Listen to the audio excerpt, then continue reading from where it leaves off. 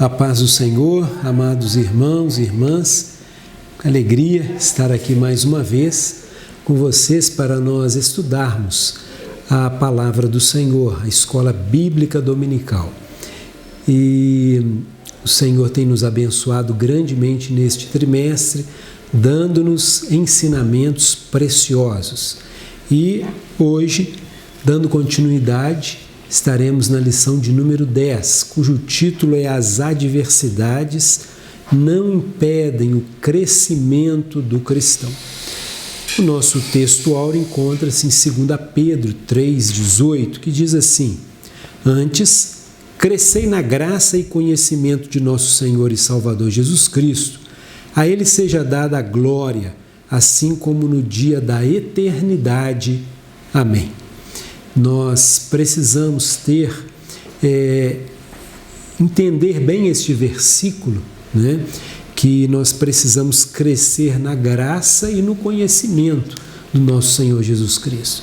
Não adianta nós somente nos debruçarmos, né, nas Escrituras ou em algum livro, né, enciclopédias teológicas, sem a graça, sem a unção, sem o Espírito Santo nos ensinando e nos orientando, nos revelando a sua palavra. Então é preciso nós termos esse crescimento da nossa vida espiritual na graça e no conhecimento do nosso Senhor Jesus Cristo. Nossos objetivos da lição são 3 objetivos divididos nos 3 tópicos da lição, que o primeiro objetivo é explicar o contexto de Paulo em Tessalônica.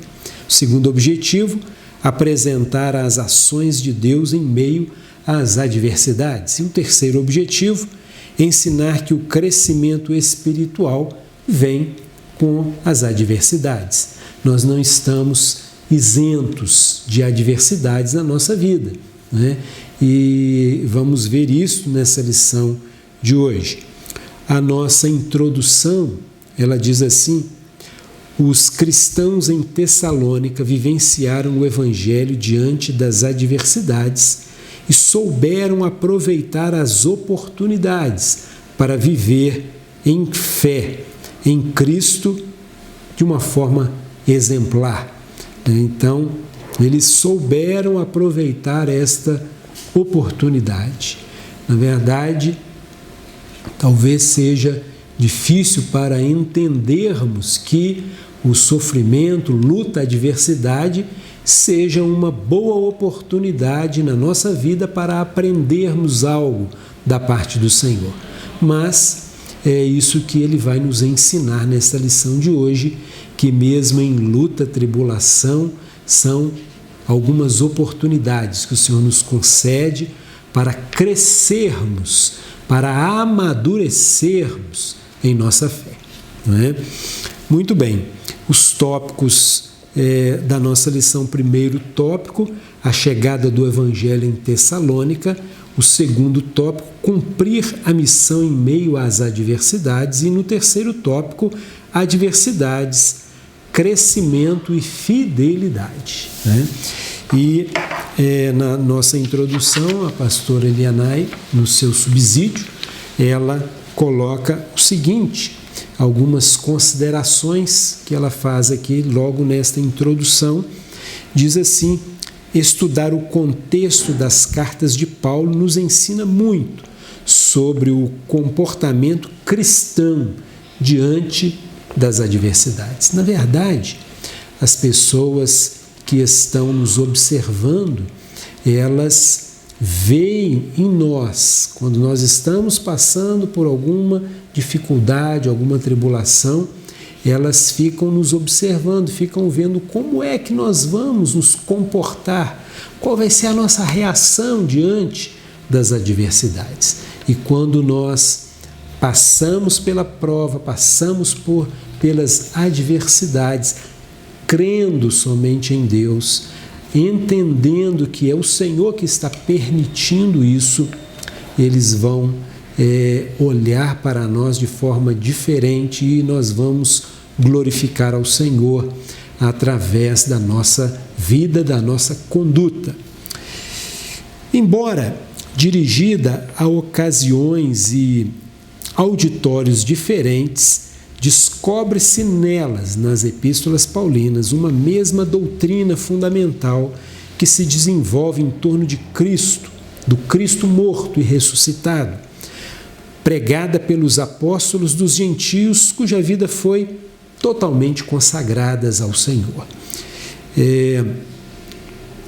Esta é uma lição, ela diz ainda o seguinte, que esta é uma lição que gira em torno do relacionamento de Paulo com os crentes de Tessalônica e os ensinos de Paulo a essa igreja, que ele gerou em suas entranhas, assim diz a palavra do Senhor, em um momento de extrema perseguição e imposição de um sofrimento intenso, um sofrimento doloroso, àqueles que estavam aceitando a Cristo naquela ocasião e estavam até mesmo dispostos a morrer pelo Evangelho do nosso Senhor Jesus Cristo. De acordo com a Bíblia de Estudo Pentecostal, Tessalônica situava a cerca de 160 quilômetros a sudoeste de Filipos, era a capital desta cidade, a cidade principal e porto da província romana da Macedônia.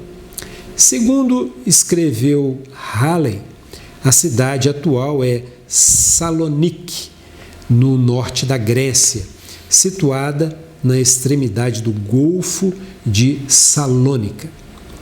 Nos dias de Paulo, contava com uma população de aproximadamente 200 mil habitantes. Era uma cidade realmente bem populosa.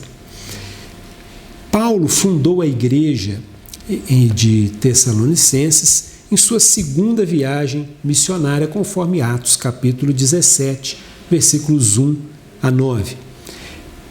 Porém, devido à intensa perseguição movida pelos judeus, ele foi forçado a deixar a cidade precocemente, partindo para Bereia. Ali também, os judeus de Tessalônica moveram-se em perseguição contra Paulo, o que o levou a partir para Atenas, onde Timóteo se encontrou com ele. Isso está lá em Atos 17, de 1 a 16. Timóteo foi então enviado de volta à cidade de Tessalônica e mais tarde encontrou-se com ele, provavelmente em Corinto. Então ele encontra-se com Paulo aproximadamente, naquele mesmo período, ele encontra com ele novamente lá em Corinto, trazendo-lhe notícias da igreja de Tessalonicenses. Paulo envia esta epístola alegrando-se pelo fato dos tessalonicenses perseverarem na fé, mesmo em meio às perseguições e às tribulações. Ele instrui quanto à necessidade de santificação na vida cristã e traz um esclarecimento acerca dos eventos relacionados à volta de Jesus. As cartas de Paulo, elas trazem este bojo de doutrinas bíblicas, E esta doutrina, Paulo fala muito a respeito dela em suas cartas, essa doutrina relacionada à volta do Senhor Jesus Cristo. Meus amados irmãos, finalizando, nosso comentarista diz o seguinte, ele se reporta lá no nosso texto áureo, dizendo que as adversidades são oportunidades que Deus nos dá para crescermos na graça e no conhecimento. Então, fechando aí essa lição, retornando lá no nosso texto áureo dessa lição de hoje. Nós vamos estar orando neste momento, pedindo ao Senhor que Ele continue falando aos nossos corações, usando a cada um dos nossos professores para nos instruir, para que possamos então ter um entendimento pleno a respeito deste assunto. Curve a sua cabeça e vamos orar ao Senhor. Amado, soberano, eterno Deus, queremos agradecer a Ti por esta oportunidade, Teu filho, Tua filha, que está, ó Pai amado, participando desta aula online da Escola Bíblica Dominical. Continua abençoando a cada um, usa cada um dos professores, continua falando poderosamente aos nossos corações. Muito obrigado. É no nome de Jesus que nós oramos e te agradecemos. Amém. Que Deus te abençoe e tenhamos então uma excelente aula, com os nossos amados professores. E o nosso desejo é que você continue então tendo saúde física, saúde mental, saúde emocional e, acima de tudo, saúde espiritual. Que Deus te abençoe. Vamos então ao primeiro tópico da nossa lição. Paz do Senhor, amados. Estamos juntos para mais essa lição de Escola Bíblica Dominical. Essa é a nossa lição de número 10, onde nós estamos estudando sobre a questão das adversidades. E o foco da lição é: as adversidades, elas não impedem o crescimento de um cristão. Se vocês se lembram bem, na lição passada, quando nós estudamos a suficiência de Cristo, a carta de Paulo aos Filipenses foi trazida como um exemplo prático de uma carta onde o apóstolo trata exatamente desta questão com os crentes filipenses. A situação ali era complicada, eles estavam passando por momentos de muitas turbulências, perseguições, mas Paulo, então, nesta carta que escreve aos Filipenses, mostra para eles a suficiência de Cristo em toda e qualquer situação. Na nossa lição de hoje, uma outra carta paulina, ela é trazida para exemplificar o conteúdo, a proposta da lição. A lição fala da possibilidade de nós, em Cristo, vencermos toda e qualquer adversidade. E o primeiro ponto da nossa lição já entra falando a respeito da chegada do Evangelho em Tessalônica. E aqui diz, o apóstolo Paulo, em sua segunda viagem missionária, juntamente com Silas, chega na cidade de Tessalônica.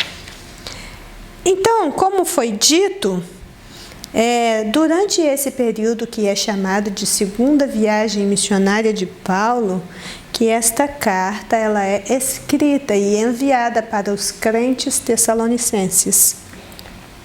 O que nós temos aqui é essa trajetória de Paulo através da Via Inácia, que era a estrada militar dos romanos, que atravessava toda essa região do sul da Macedônia e da Trácia, ligando, vinculando todas estas cidades, todas estas regiões à capital do império, que era Roma. E andar por esta estrada levou Paulo a Neápolis, a Filipos, a Anfípolis, a Apolônia e finalmente a Tessalônica. E aí ele vai estar passando através desta estrada nos centros mais populosos daquela região. Ele não parou em cada uma destas cidades para evangelizar.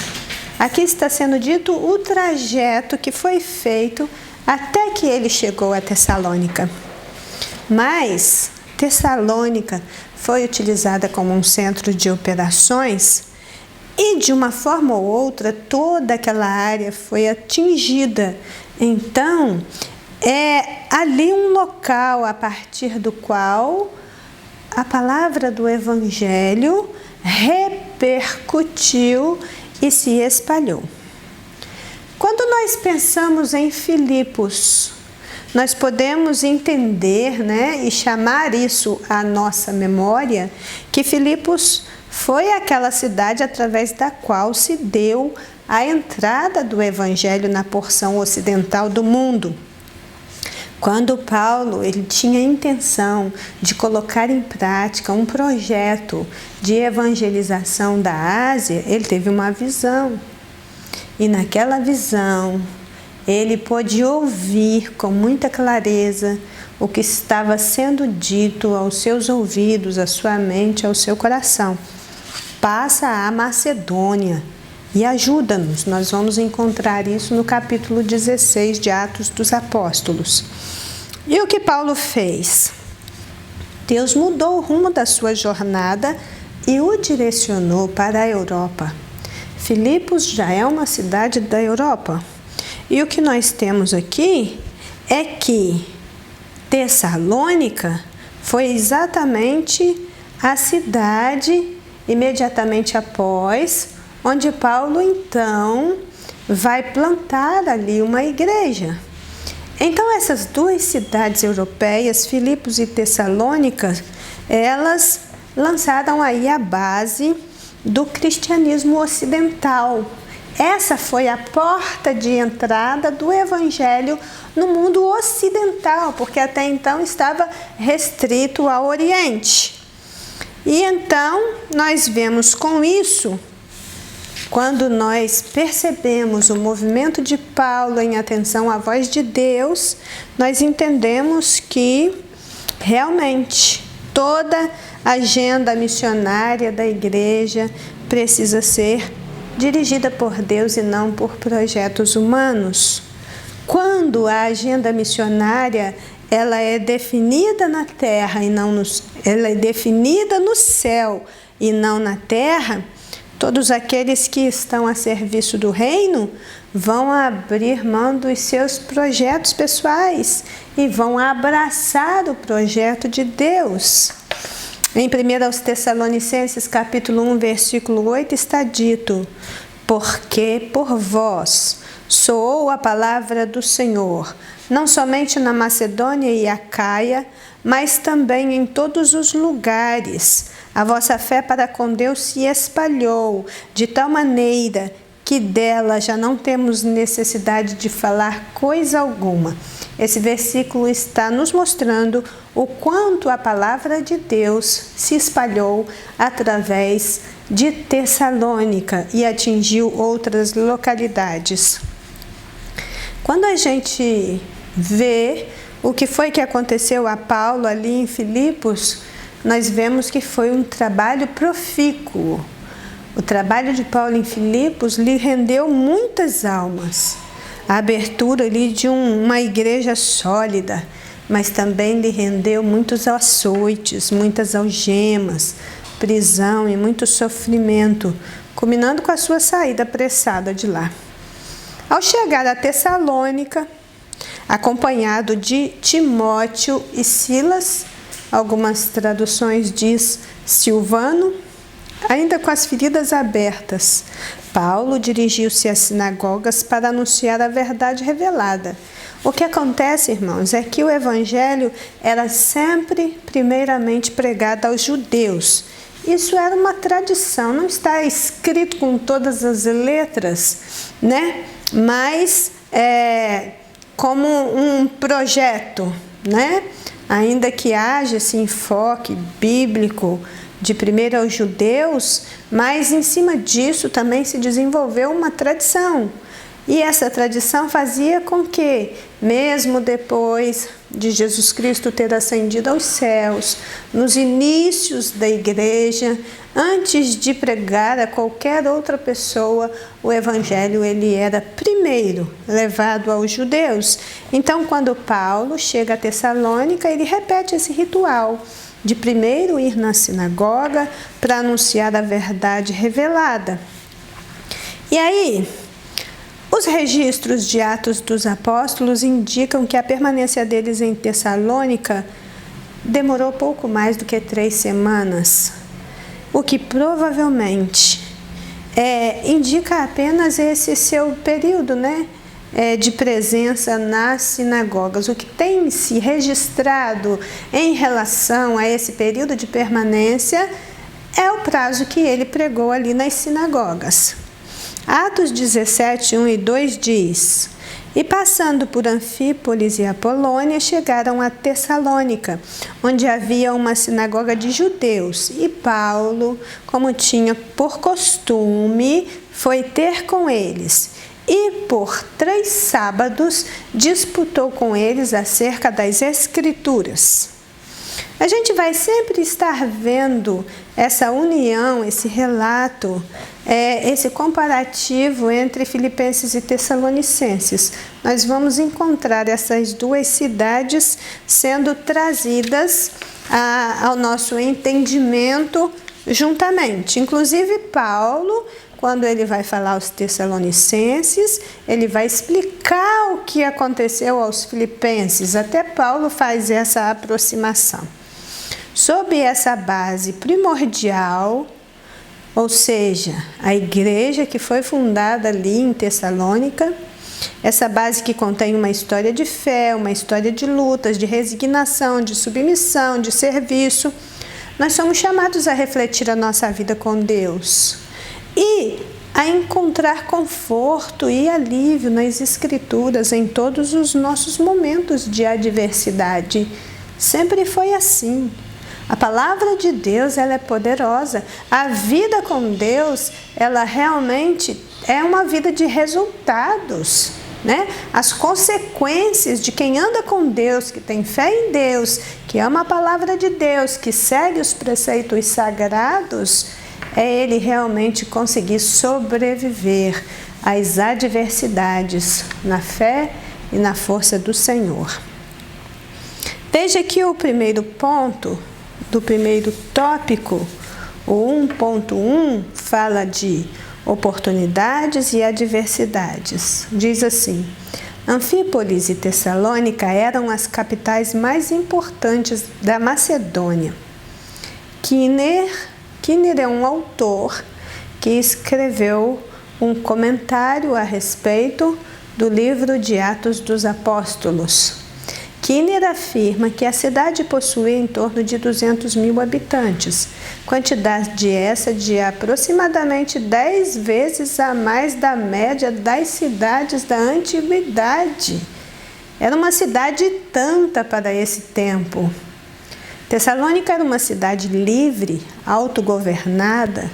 Sua população era composta de gregos, oriundos do paganismo, e de judeus.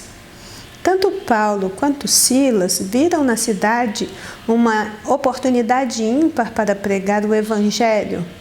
Como de costume, Paulo pregou durante 3 sábados seguidos na sinagoga dos judeus. Diante das oportunidades da vida, o cristão deve saber aproveitá-las.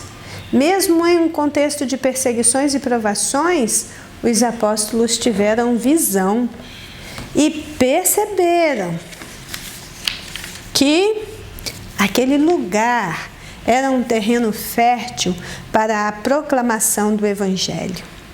O crente deve perceber através dos olhos da fé que os campos já estão brancos para a colheita, João 4,35. Então vejamos aqui quando este item fala de oportunidades e adversidades. Bem, depois de ter lido então esse comentário com vocês da revista, pensando um pouco nas oportunidades que se apresentam em meio às adversidades, me vem à lembrança muito fortemente que as costas de Paulo e de Silas ainda estavam sangrando quando eles chegaram a Tessalônica. Não houve um tempo hábil de recuperação, não houve aquele tempo necessário para que eles pudessem então se cuidar, se tratar, para se recuperarem dos açoites e dos maus tratos. Eles ficaram na prisão presos em troncos. Isso verdadeiramente é algo que nós não temos condições de entender com clareza o que uma pessoa sente na sua carne depois de ser duramente açoitado e ter os seus membros presos em troncos. nós vemos que Atos 16, 22 a 24 diz: e a multidão se levantou unida contra eles. Os magistrados, rasgando-lhe as vestes, mandaram açoitá-los com varas. E havendo-lhes dado muitos açoites, os lançaram na prisão, mandando ao carcereiro que os guardasse com segurança, o qual, tendo recebido tal ordem, os lançou no cárcere interior e lhes segurou os pés no tronco. Nós não sabemos o que é isso, nós não temos noção do que é isso, mas foi isso que eles passaram ali na cidade de Filipos. E depois que saíram da prisão, rapidamente tiveram que sair da cidade. Mas nada poderia impedi-los ou calá-los. Apesar de todo o sofrimento, Paulo somente enxergava diante de si a porta aberta e entrava por ela com ousadia. Nós temos um comentário na Bíblia de Jerusalém que diz que Paulo é apaixonado, Paulo é alma de fogo, que se entrega sem limites a um ideal. E este ideal é essencialmente religioso, porque para ele Deus é tudo e ele o serve com lealdade absoluta. Primeiro, perseguindo os que ele tem em conta como hereges, e depois pregando Cristo, após haver entendido por revelação de que só em Cristo está a salvação. Esse zelo incondicional traduz-se pela vida de abnegação total ao serviço daquele que ele ama. Trabalhos, fadigas, sofrimentos, privações, perigos de morte, nada lhe importava, contando que cumprisse a missão pela qual ele se sente responsável. Nenhuma destas coisas o poderá separar do amor de Deus e de Cristo, ou melhor, tudo isso é de inestimável valor, por conformá-lo à paixão e à cruz do seu Senhor. Então, Atos 24, ele diz: eu em nada tenho a minha vida por preciosa, contando que cumpra com alegria a minha carreira e o ministério que recebi do Senhor Jesus para dar testemunho do Evangelho da graça de Deus. Atos capítulo 20, versículo 24. Lá em Gálatas 4:19 está escrito: meus filhinhos, por quem de novo sinto dores de parto, até que Cristo seja formado em vós. Este é bem o retrato de Paulo. Os seus filhos, gerados em Cristo Jesus, eram a sua esperança, a sua alegria, a sua coroa e a sua glória. Por cada um deles havia um motivo para viver e um motivo para morrer. Gerar filhos espirituais era o investimento de Paulo, e o modo como ele aproveitava cada oportunidade que se apresentava, mesmo em meio às maiores adversidades, mostra isso. Então, nós vamos ver ainda que tanto as oportunidades quanto as adversidades, elas se alternam nessas passagens de Paulo por estas cidades.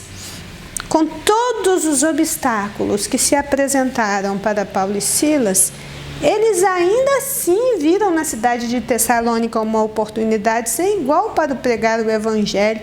Eles tiveram uma visão ampliada, entendendo que se tratava de um lugar onde havia um terreno fértil para se plantar a semente da palavra de Deus, que ela ali cairia em boa terra, pois, como diz Lucas 8, de 9 a 15, aqueles que ali estavam, ouvindo a palavra, a conservavam num coração honesto e bom, que dá fruto com perseverança. Isso se cumpriu em meio aos Tessalonicenses. Então, se houve ali oportunidade nas adversidades, o 1.2 vai nos falar de esforço e de providência. E diz assim o texto da nossa revista. No relato lucano de Atos, Paulo prega a palavra por aproximadamente 3 sábados consecutivos. No entanto, Paulo afirma que teve que trabalhar para se manter, ou seja, apesar do relato ser bastante sintético, é bem provável que ele tenha ficado na cidade por mais de um mês pregando o evangelho aos convertidos. Paulo estava em pleno campo missionário, mas mesmo assim, trabalhou para se manter e não ser pesado aos irmãos. Aprendemos aqui que tanto a providência quanto o esforço devem andar juntos, pois um não exclui o outro. Deus é aquele que provê a nossa vida, mas é necessário que venhamos a nos esforçar em trabalhar para o reino. Um ministério vitorioso e próspero é resultado de uma vida de trabalho, de dedicação e de excelência. Aqui também no comentário para o professor da nossa revista diz que Paulo estudou as escrituras nas línguas originais e também na versão dos 70, a Septuaginta. Que ele teve um encontro com o Cristo ressurreto no caminho de Damasco, sendo o último dos apóstolos. Contudo, mesmo diante do seu currículo, Paulo só partiu para a sua viagem missionária após 14 anos depois da sua conversão. Isso está em Gálatas, capítulo 2, versículos 1 e 2. A partir de uma revelação, nós podemos observar que a vida de Paulo é pautada de trabalho, preparação e providência de Deus. Devemos ser assim, equilibrando todas estas coisas. Quando nós pensamos em esforço, em providência, nós devemos também voltar os nossos olhos para esta questão do trabalho e da preparação. Quando a gente lê o contexto da carta aos Filipenses, quando nós lemos o capítulo 17 de Atos, quando nós lemos primeiro aos Tessalonicenses, capítulo 2, versículo 8, citados aqui pelo comentarista da lição, nós então vemos um pouco a respeito desse seu tempo de permanência em Tessalônica. Isso não é afirmado com 100% de certeza em lugar nenhum. Então, há alguns que acham que ele permaneceu apenas 3 semanas, outros acham que esse tempo foi um pouco maior. Tudo o que nós sabemos é que Paulo pregou 3 sábados consecutivos na sinagoga e que saiu de lá muito antes do que gostaria. Aqui existe uma questão que o comentarista aborda, é que durante o tempo que esteve em Tessalônica, Paulo trabalhou para se manter. Veja, ele está no campo missionário, está fazendo a obra missionária, mas ali ele conseguiu um trabalho para seu sustento e diz a palavra que era para não ser pesado aos irmãos. Muito especialmente entre os tessalonicenses, esse pormenor da vida de Paulo de ter que trabalhar para se sustentar no campo missionário é recorrente. Isso porque a recém-comunidade cristã de Tessalônica ela era composta de pagãos convertidos, uns poucos judeus gregos e muitas mulheres de classes sociais elevada. Ele não poderia dar nenhuma margem para que pudessem associá-lo à figura de um aproveitador. O seu procedimento reto e o impacto da mensagem do Evangelho nesta localidade despertou muito ciúme nos judeus incrédulos, que lançaram uma severa perseguição tanto a Paulo quanto àqueles que aderiram à nova fé. Mas ninguém podia acusá-lo de extorquir dos irmãos ou ser aí um comerciante da fé ou algo parecido. A perseguição foi de outra natureza. Os líderes judaicos, aliás, eles não refutavam a teologia de Paulo e Sila, mas eles estavam com muita inveja desses pregadores itinerantes. E aí eles causavam revoltas, e essas revoltas eram motivadas pelo ciúme que tinham e não pela pureza doutrinária que pudessem ter. E aí a permanência de Paulo nessa cidade foi muito abreviada, mais do que em todas as outras. Sua retirada apressada não lhe permitiu firmar a fé desses crentes como ele desejava fazer.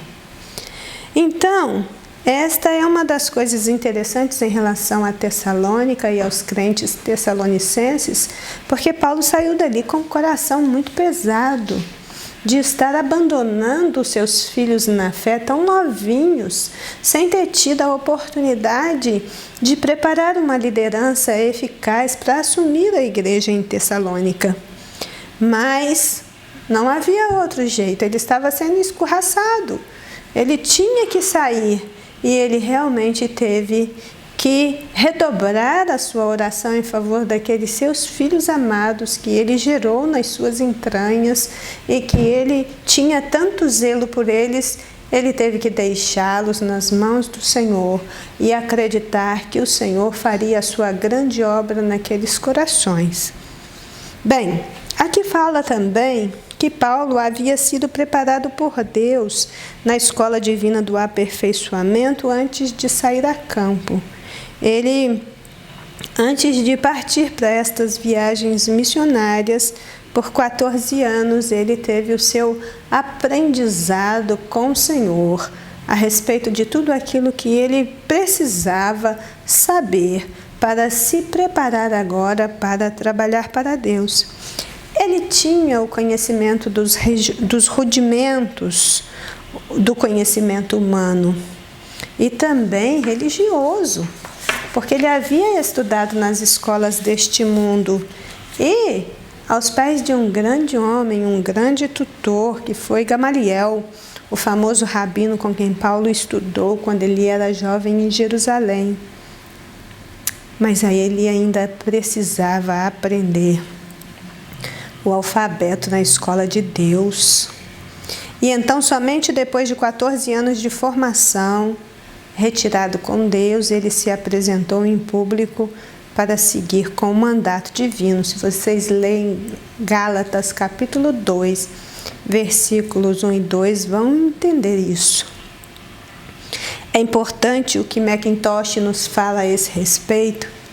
Ele diz que quando Deus educa alguém, ele faz isso de uma maneira digna de si e do seu santo serviço.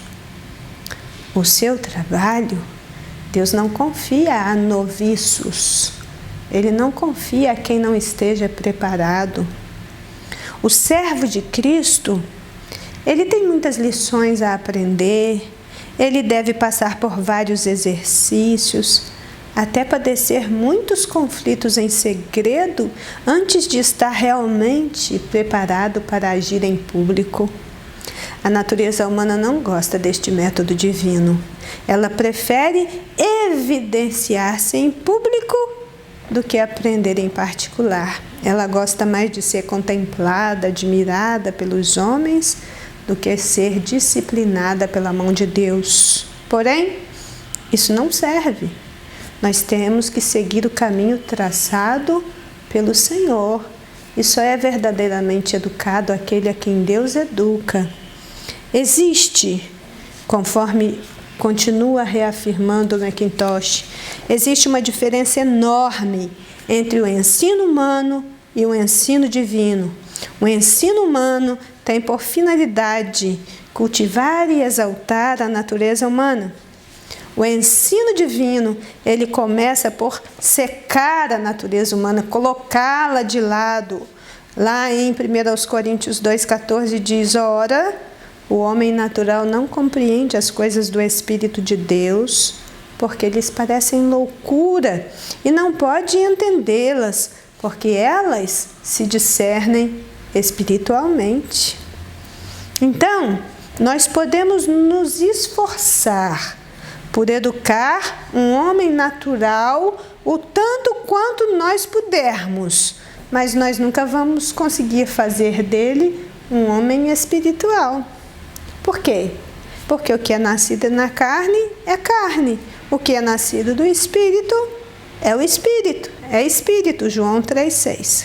Bem, se alguma vez uma pessoa naturalmente educada nas escolas deste mundo pôde esperar ter êxito no serviço de Deus, esse tal foi Moisés. Você lembra que lá em Atos 7:22 nós lemos que ele era instruído em toda a ciência dos egípcios e ele era um homem poderoso em obras e palavras? Pois bem, todavia, ele precisou aprender alguma coisa lá atrás do deserto que as escolas do Egito nunca haviam lhe ensinado. É o caso de Paulo, ele aprendeu muito mais na Arábia do que jamais havia aprendido aos pés de Gamaliel. Ninguém pode ensinar como Deus. E é necessário que todos aqueles que querem aprender dele estejam a sós com ele. Foi no deserto que Moisés aprendeu as lições mais preciosas, mais profundas, mais poderosas, mais duráveis. E foi também assim com Paulo na Arábia, e é assim que deve ser com todos aqueles que queiram ser formados para a obra do Senhor, forjados para o ministério. Então, todos os verdadeiros servos e servas de Deus têm aprendido por experiência esta grande verdade. Assim como foi com Moisés atrás do deserto, assim como foi com Elias fugindo da perseguição de Jezabel, escondendo-se em Querite e Sarepta, assim como foi com Ezequiel cativo junto ao rio Quebar, assim como foi com Paulo na Arábia, assim como foi com João aprisionado em Pátimos, uns por mais tempo, outros por menos tempo. Todos eles são exemplos da grande importância de estarmos a sós com Deus, no santo retiro da sua presença, por tanto tempo quanto Ele queira nos manter ali. E aí, nós vamos ver que realmente ele esteve onde ele precisava estar pelo tempo que Deus considerou necessário para o ensinar e para o preparar. Esforço e providência andam juntos, disso a gente não duvida, mas o tempo de preparo de um vaso sempre foi fundamental.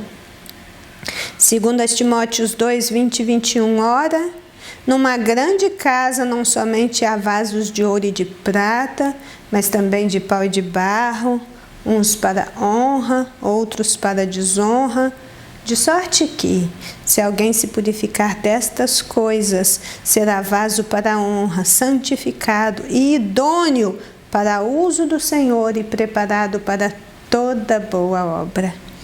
Então, se você acha que está a tempo demais no seu deserto, se você acha que você não está sendo aproveitado no campo de trabalho, se você acha que alguém não está vendo o quanto você é bom naquilo que faz e que poderia estar fazendo mais, pensa que isso pode ser um tempo de Deus para te preparar para algo maior. Esteja certo que na hora que você estiver pronto e que Deus der o sinal, você vai fazer exatamente aquilo que você foi preparado para fazer no tempo de Deus. Então, terminando, o 1.3 fala que as tribulações não impedem o agir de Deus. Mesmo após muitas pessoas se converterem ao Evangelho em Tessalônica, a Bíblia nos informa que muitos judeus, por sentirem inveja dos cristãos, foram à casa de Jason, onde Paulo e Silas estavam hospedados, para prendê-los. A multidão perseguiu os apóstolos de tal forma que eles tiveram que sair escondidos durante a noite da cidade. E, contudo, vemos que a igreja em Tessalônica se tornou de tal modo grande naquela cidade que o apóstolo escreve 2 epístolas corrigindo concepções doutrinárias erradas acerca da volta de Cristo e de outros assuntos. Ninguém pode impedir o avanço do reino de Deus e da igreja, pois a palavra de Deus ela é como semente. Então, o que nós temos aqui concluindo esse item que nos apresenta a chegada do Evangelho em Tessalônica é que nesse momento de provação fica claro que as tribulações realmente não podem impedir o avanço do reino de Deus, não podem impedir o agir de Deus. Apenas os próprios cidadãos do reino, quando deixam de alavancar a obra do Senhor, quando se distraem com as coisas desta vida, é que podem trazer dificuldades para o reino. Mas tribulação, perseguição e qualquer outra coisa de mesma natureza não impede o agir de Deus, não. Bem, os oponentes, eles apelaram para a agitação popular com a finalidade de forçar uma atitude dos governantes. E aí a gente vai ler aqui em Atos 17, do 5 ao 9, como foi esta confusão ali em Tessalônica, que culminou com a saída de Paulo do jeito que saiu apressadamente. Nós vamos ver que a saída de Paulo realmente foi num momento que ele não considerou propício, mas ele também não teve como ficar, ele teve mesmo que entregar os tessalonicenses nas mãos do Senhor, para que o próprio Senhor cuidasse deles. E Deus cuida como ninguém. Tribulações não impedem o agir de Deus, elas sempre são parte da caminhada cristã e elas abrem portas de oportunidades que não seriam abertas de nenhuma outra forma. Elas estiveram presentes na vida de Paulo até o ponto dele perder a esperança da vida. Em 2 Coríntios 1, do 8 ao 10, diz de uma situação assim, onde eles ficaram completamente desesperançosos de continuar vivos. Aí outros versículos nos falam a respeito desta questão. Atos 14, 22, 20 e 23, Efésios 3, 13, 1 Tessalonicenses 3, 3, todos eles estão dizendo que tribulações não impedem o agir de Deus. Paulo está nos mostrando, através desta carta, que a vida cristã envolve sofrimentos que devem ser considerados como uma participação ou comunhão nos sofrimentos de Cristo. Aqueles que suportam abundantes aflições também experimentarão abundantes consolações por meio de Cristo. Mas o que ele quer ressaltar é que, sobrevindo o consolo em meio às tribulações, o crente então se torna apto a consolar aqueles que estiveram em alguma tribulação.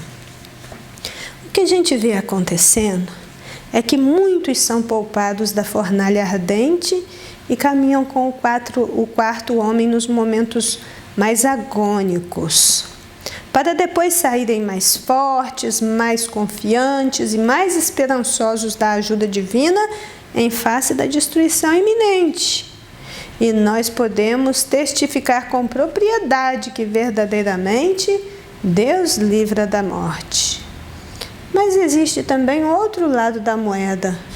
Outros haverão de suportar as agruras do sofrimento, com o ânimo pronto, até mesmo sem alcançar a promessa.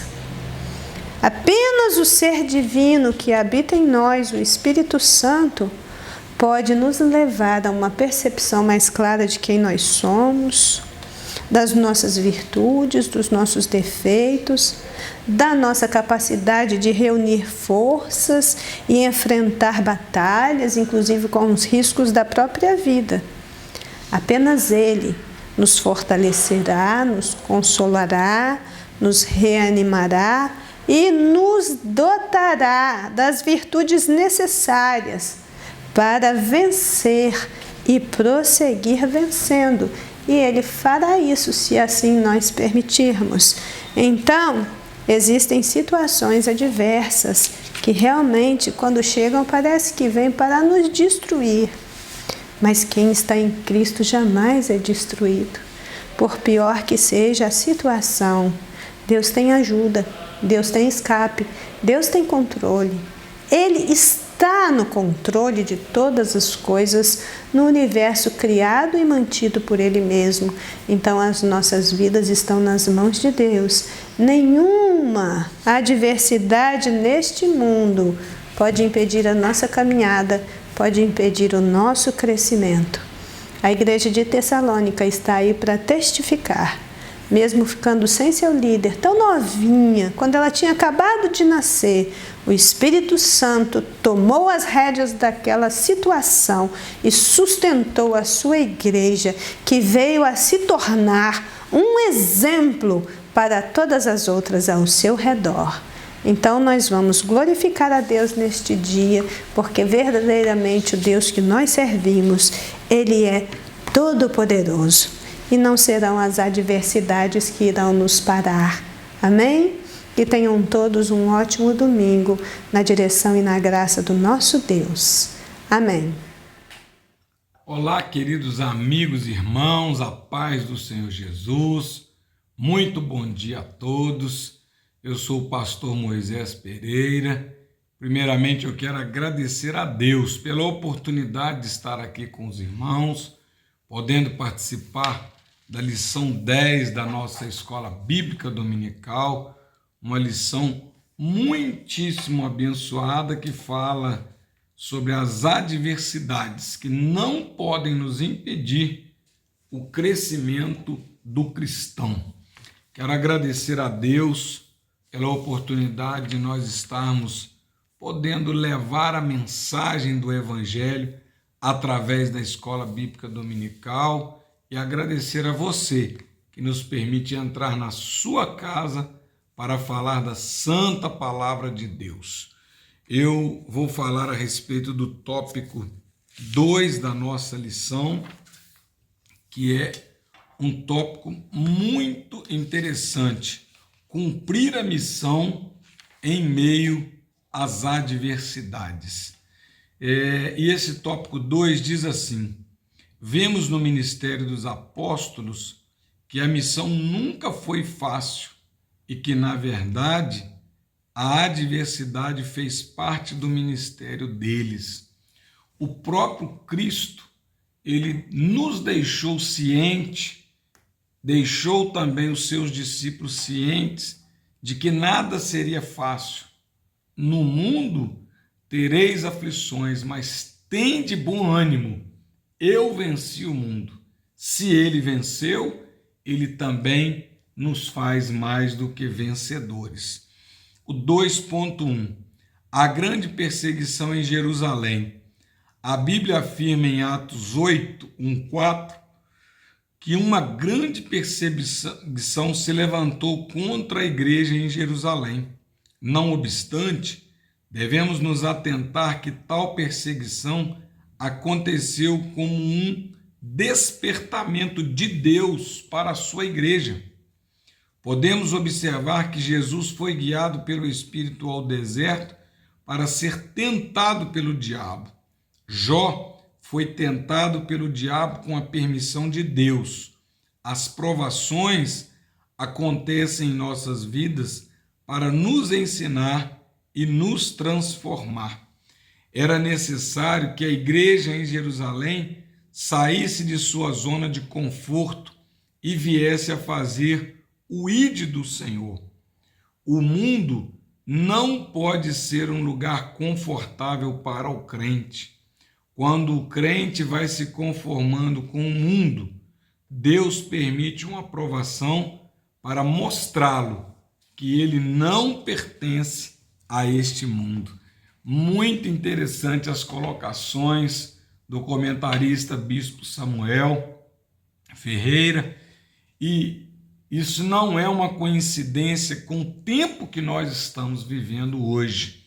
Aquilo que aconteceu lá em Jerusalém é um retrato daquilo que nós estamos vivendo hoje.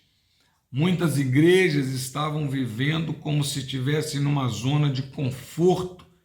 Parecia que tudo estava indo bem e muitos deixaram de buscar a face do Senhor, de pregar o evangelho genuíno, o evangelho de salvação, e passaram a pregar um evangelho que não é o de Jesus Cristo, e misturaram a prosperidade e começaram a colocar as bênçãos dessa terra, o conforto mundano, o conforto do mundo, a alegria desse mundo, as coisas desse mundo como essenciais, quando na verdade uma coisa era necessária, uma coisa nos é necessário, e nós precisamos de fazer como Maria, escolher a melhor parte.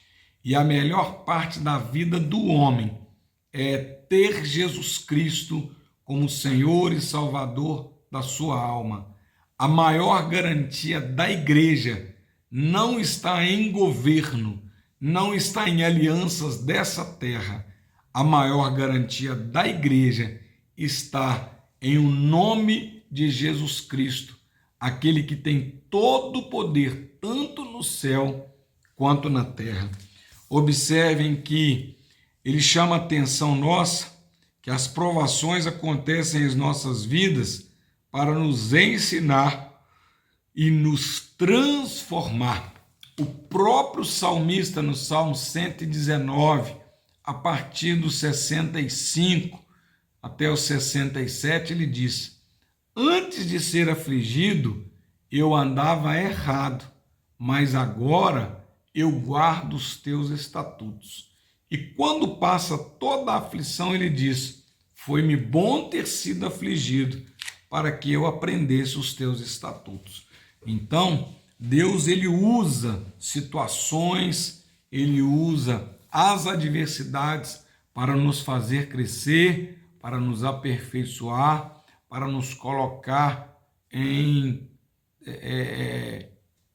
conformidade com a sua vontade, em conformidade com aquilo que ele planejou para a sua igreja. A igreja de Cristo, o cristão, o servo de Deus, o salvo em Cristo Jesus, ele não pode cometer desvio de conduta. E quando uma igreja ela sai do propósito que é anunciar o evangelho de Jesus Cristo e passa a priorizar coisas desse mundo, ela está cometendo desvio de conduta. A conduta da igreja, ela deve ser voltada para as coisas do reino dos céus. E é isso que o autor chama a nossa atenção. Todas as vezes que nós nos sentimos confortáveis, tranquilos, Deus permite algo para que nós nos coloquemos no prumo de Deus. Então, nós precisamos de estar atento que a boa, agradável e perfeita vontade de Deus só vai acontecer quando nós não nos conformamos com este mundo. Porque conformar com esse mundo é aliar com os pensamentos do mundo, com os projetos do mundo, com os propósitos do mundo. Mas eu e você, a igreja de Cristo, os eleitos de Deus, que é a igreja é a eleita de Cristo, nós não podemos nos conformar com esse mundo e precisamos de ter a consciência permanente de que nós não somos desse mundo, nós somos apenas embaixadores de Cristo. A igreja é a agência de Deus que ensina o pecador o caminho para o céu. Que nós possamos sempre ocupar essa posição de destaque no reino dos céus. Que nós possamos ser a agência de Deus, ensinando, pregando e dizendo que Jesus Cristo é o mesmo ontem, hoje e eternamente. Ele não mudou. E os propósitos de Deus para a sua igreja incluem santidade. E a santidade é separação deste mundo. Nós possamos estar sempre atentos, ligados e voltados com a nossa mente para o céu, porque é para lá que nós estamos indo. O que nós vivemos aqui neste tempo presente não pode se comparar com a glória que em nós há de ser revelada. A igreja de Cristo, ela está se preparando para o grande dia do arrebatamento. Maranata, ora vem, Senhor Jesus. Então, não se assuste com as aflições, não se assuste com as perseguições, não se abata com as adversidades. Elas fazem parte, elas muitas das vezes é a escola de Deus, são a escola de Deus para o nosso crescimento, para o nosso aperfeiçoamento. A pandemia veio, ela veio de forma tão intensa que muitos pensaram que a igreja não iria resistir, mas a igreja está debaixo da garantia do seu fundador, que é Jesus Cristo, e ele mesmo disse que as portas do inferno não prevalecerão contra a sua igreja. Ele é o nosso garantidor. A pandemia vai passar, a igreja vai permanecer firme, ensinando que Jesus Cristo salva, cura, liberta e batiza com o Espírito Santo.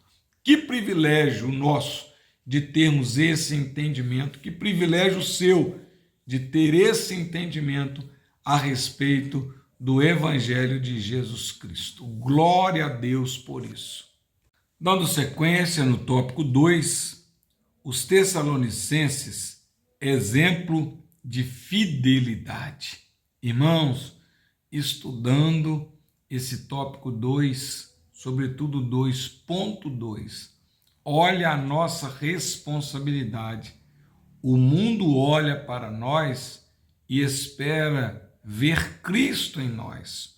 O mundo olha para nós e espera nos ver refletindo a glória de Deus. O mundo olha para nós e espera fidelidade. E que bom! Os Tessalonicenses foram tidos como exemplo, um povo fiel, uma igreja fiel. Paulo afirma em 1 Tessalonicenses 1, do 4 ao 7, que os Tessalonicenses se tornaram exemplo para os irmãos, tanto na Macedônia quanto na Acaia. Eles se tornaram dignos de serem imitados, pois apesar dos sofrimentos, eles receberam a palavra de Deus com alegria e se tornaram imitadores do apóstolo, assim como ele era do Senhor. Ser exemplo é ser alguém que se pode espelhar.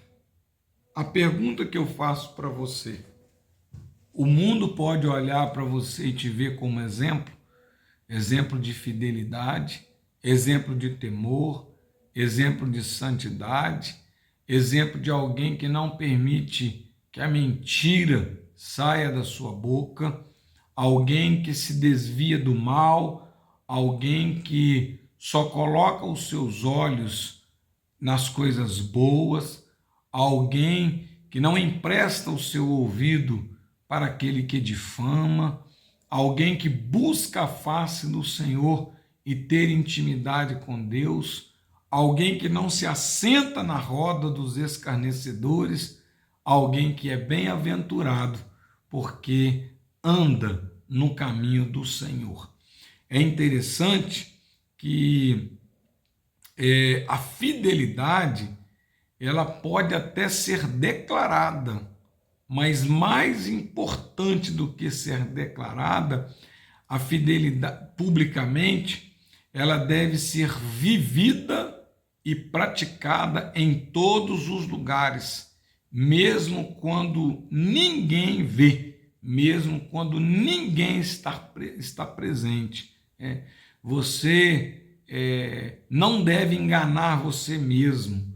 Você não deve ser infiel com você mesmo, com os seus propósitos, com os objetivos que Deus tem colocado para você cumprir. Porque se você for fiel com você mesmo, você não será infiel com ninguém. Então seja honesto com você mesmo, seja fiel, fiel a Deus, fiel à sua liderança, fiel à sua esposa, fiel a seu esposo, fiel a seus filhos, mas sobretudo fiel a Deus que está em todo lugar, nos lugares mais longínquos e no lugar mais oculto que se possa pensar. Deus está presente. No lugar mais alto, ao mais profundo do mar, Deus ali está presente, já descreveu o salmista no Salmo 139. Então, muito mais do que uma declaração pública de fidelidade, de lealdade, é uma vida de fidelidade e de lealdade em todos os lugares, publicamente, mas sobretudo às escondidas, longe, porque se você for fiel a Deus quando ninguém te vê, certamente você será fiel quando você estiver em público e no meio de outras pessoas. Olha bem, ele chama atenção aqui que apesar dos sofrimentos, eles receberam a palavra de Deus com alegria e se tornaram imitadores do apóstolo. Ser exemplo é ser alguém que se pode espelhar. Segundo Coríntios 3,18, mas todos nós com cara descoberta, sem máscara, sem fingimento, refletindo como um espelho a glória do Senhor, somos transformados de glória em glória na mesma imagem como pelo Espírito do Senhor. A imagem refletida, ela não tem vida. Então nós não temos vida em nós mesmos. O cristão, o salvo, os eleitos de Deus precisam de refletir a imagem de Cristo, porque sem Ele nós nada podemos fazer. Sem Ele nós não somos nada. Sem Ele nós não temos o direito de viver, o privilégio de viver. Então, sejamos fiéis a Deus, sejamos fiéis uns para com os outros, sejamos leais para que nós possamos refletir como espelho a glória do Senhor Jesus. Ser exemplo é ser alguém que se pode espelhar. E a pergunta que eu faço, você pode ser tido como exemplo em suas atitudes? Não estou falando publicamente, mas dentro da sua casa, no meio dos seus amigos, no mais íntimo do seu lar, com a sua esposa, ou onde ninguém está vendo. Você pode ser exemplo de fidelidade? Aproveite hoje, essa lição está nos ensinando. Estabeleça um propósito diante de Deus e seja fiel a Ele em tudo, porque se você for fiel no pouco, Deus te coloca no muito. É uma promessa, e essa promessa é infalível, porque o próprio Senhor Jesus disse isso, que se nós formos fiéis no pouco, no muito, Ele nos coloca. Nós devemos seguir os passos do Mestre, viver uma vida como Ele viveu, amar como Ele amou. Jesus disse que nós seríamos reconhecidos como discípulo dele se nós nos amássemos uns aos outros. Então, Evangelho de João 13:35 é exatamente essa citação a respeito do comportamento do cristão, para que o mundo veja em nós que verdadeiramente nós somos de Deus. Nisto todos conhecerão que sois meus discípulos, se vos amardes uns aos outros. Então, se o amor de Cristo está em nós, nós devemos amar os nossos irmãos, porque na lei estava escrito que você deve amar o seu amigo e aborrecer o seu inimigo. Mas Jesus falou: eu, porém, vos digo que amássemos, ele nos ordenou que nós amássemos o que nos odeiam. Se você é capaz de orar e amar pelos seus inimigos, para aqueles que te desejam mal, você será capaz de amar intensamente os seus amigos. Vejam bem, eu costumo aconselhar algumas pessoas: graças a Deus eu não tenho inimigo. Pode até ser que tenha alguém que não goste de mim ou que até mesmo me odeie, mas eu não tenho ódio a ninguém, eu não tenho inimigos. Mas quando eu percebo que alguém está querendo me fazer mal, ou desejando o meu mal, ou trabalhando para que alguma coisa ruim ou de má aconteça comigo, ou para alguma coisa, algum projeto que eu coloquei diante de Deus de errado, eu oro por essa pessoa. Eu costumo começar a minha oração pedindo a Deus misericórdia por aqueles que me desejam mal. E assim diante, eu sigo a oração orando pelos meus amigos. É um exercício que eu sempre faço, de orar por aqueles que, de alguma forma, querem nos atrapalhar no caminhar na obra do Senhor. Também peço a Deus que sempre faça justiça. Eu não preciso nem pedir isso para Deus, porque Ele já é justo por natureza. Deus vê tudo, Deus conhece tudo, Deus sabe tudo e dele nada pode escapar. Glória a Deus por isso. Nós devemos seguir os passos do Mestre, viver uma vida como Ele viveu e amar como Ele amou. O amor de Cristo foi incondicional. É por isso que o autor diz que nós devemos amar como Ele amou, amar incondicionalmente.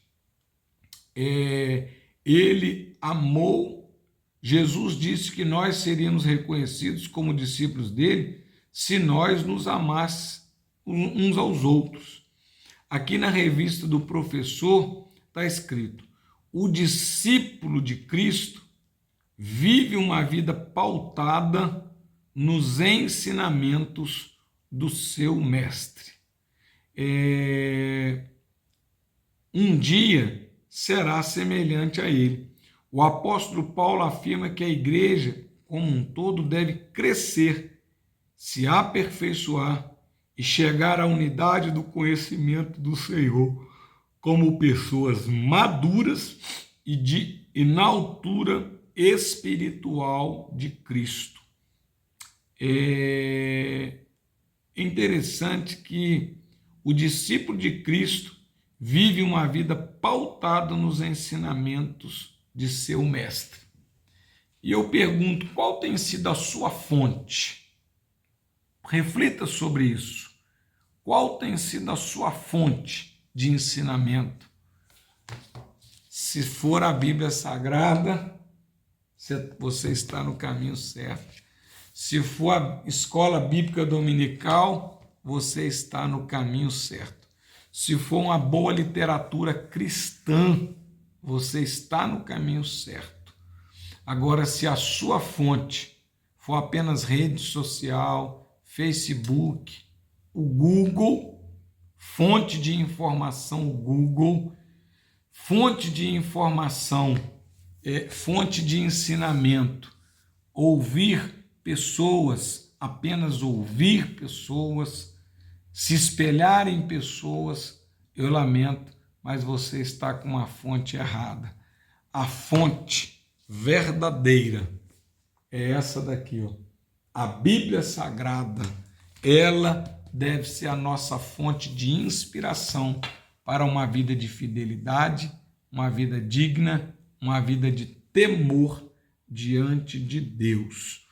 E ele coloca aqui, o Paulo afirma que a igreja, como um todo, deve crescer, se aperfeiçoar e chegar na unidade do conhecimento.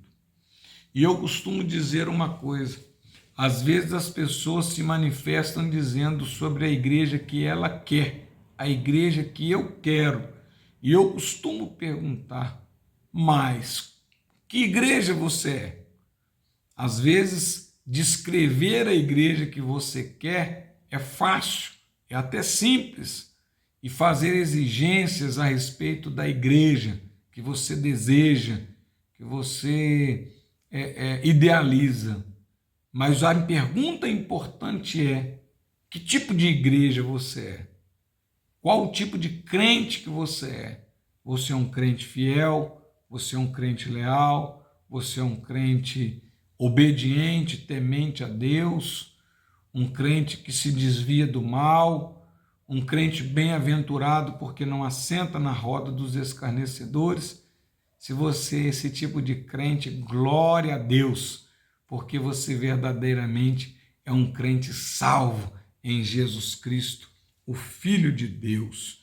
Mais importante do que a igreja que eu quero, é a igreja que eu sou.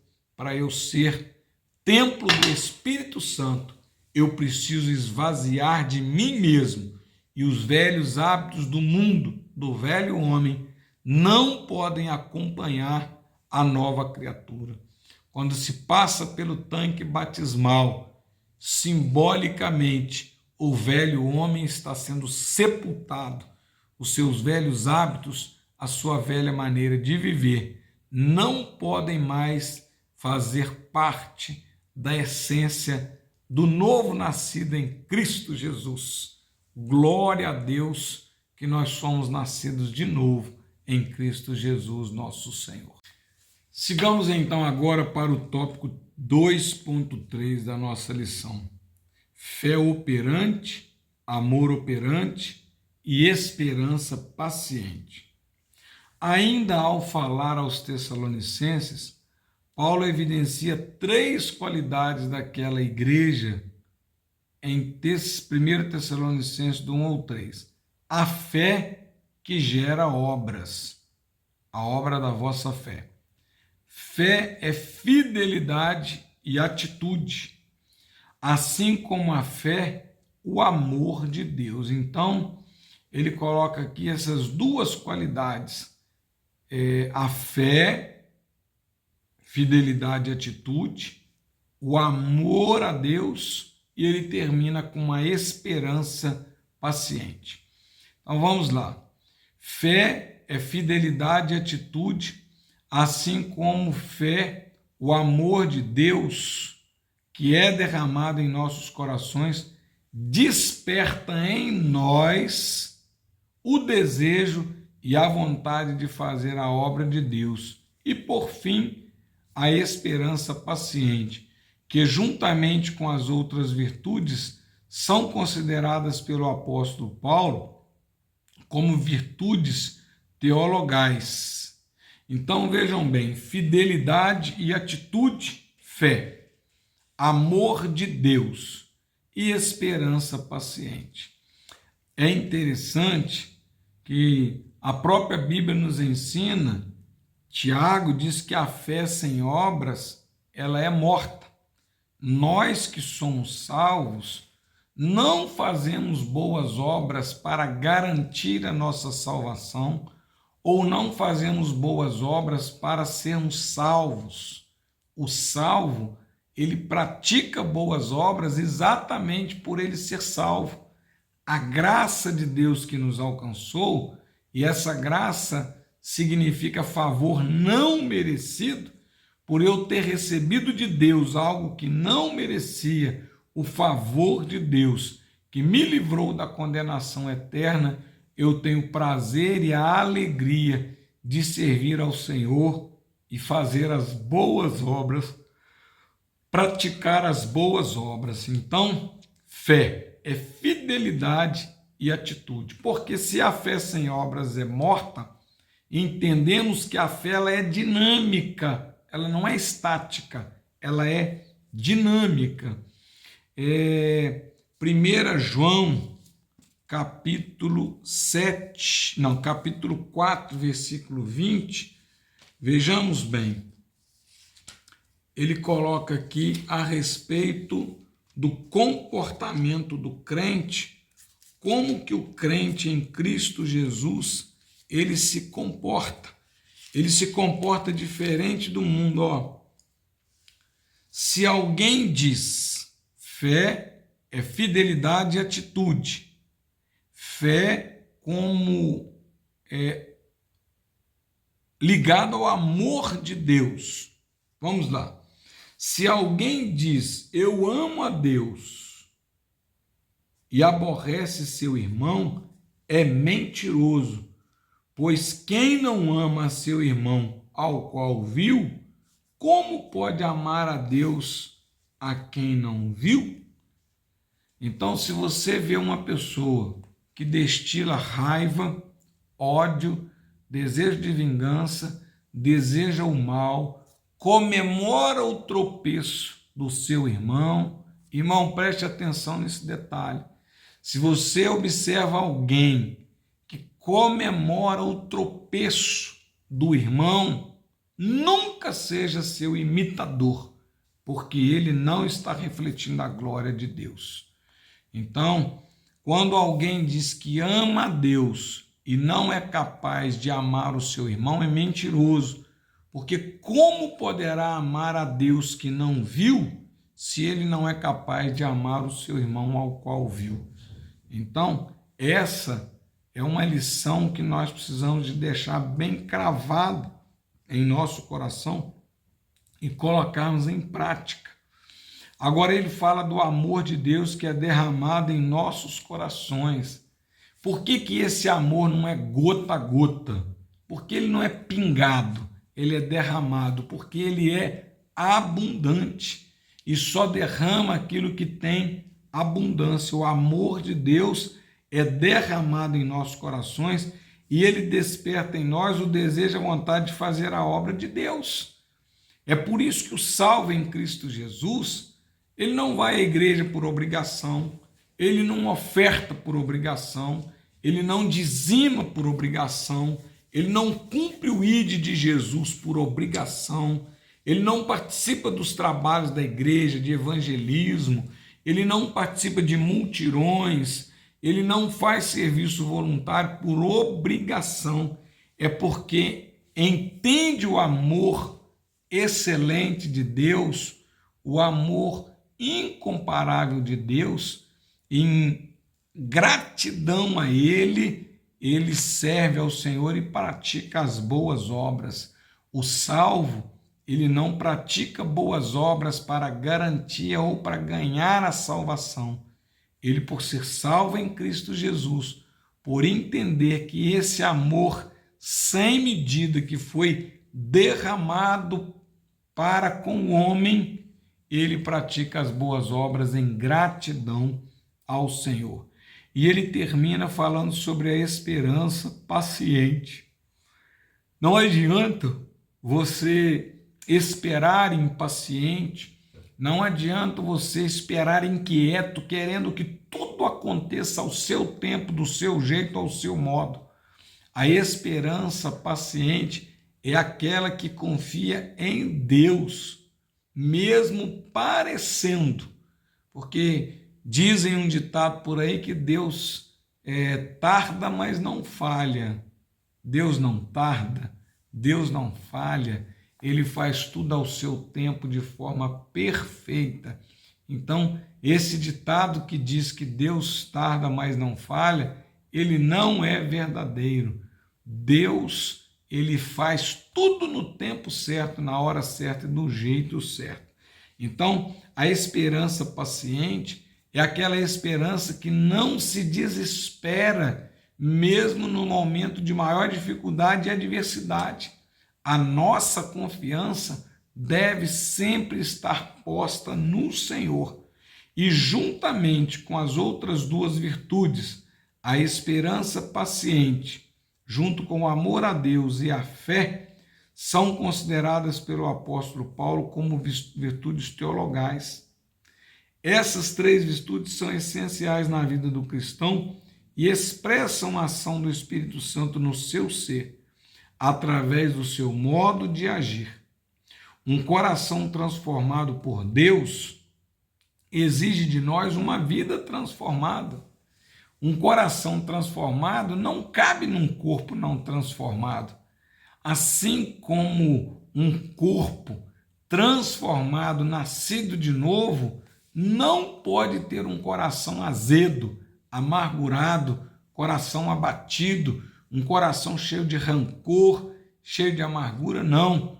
Quando o homem aceita Jesus Cristo, no nascimento, não se nasce primeiro o corpo, depois o coração, não vem o coração e depois o corpo. O novo nascimento é o conjunto da obra, espírito, alma, corpo, mente, coração e o corpo, todos experimentando um novo nascimento, precisa de refletir a glória de Deus através da nossa fidelidade, através da nossa fé, do nosso amor a Deus e dessa esperança paciente.